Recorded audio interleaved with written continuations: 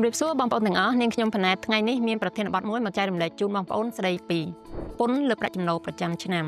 ពន្ធលើប្រាក់ចំណូលប្រចាំឆ្នាំគឺជាកាតព្វកិច្ចរបស់អ្នកចាប់ពន្ធដែលត្រូវធ្វើការប្រកាសពន្ធតាមទម្រង់ដែលរដ្ឋបាលសាធារណពន្ធបានកំណត់ក្នុងរយៈពេល3ខែ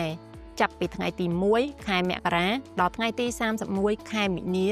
ក្រោយពីដំណាច់ឆ្នាំជាប់ពន្ធនីមួយៗប្រាក់ចំណូលជាប់ពន្ធសំដៅដល់ប្រាក់ចំណូលសុទ្ធដែលបានមកពីការយកចំណូលដុលសម្រាប់បានពីប្រតិបត្តិការដកចំណាយនានាដែលអនុញ្ញាតដោយច្បាប់ឬ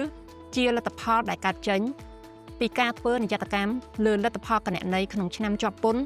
ស្របតាមបទបញ្ញត្តិដែលមានចែងព័ត៌មានលម្អិតបងប្អូនអញ្ជើញមកក្រុមហ៊ុន Dynamic Accounting Service ហៅកាត់ DAS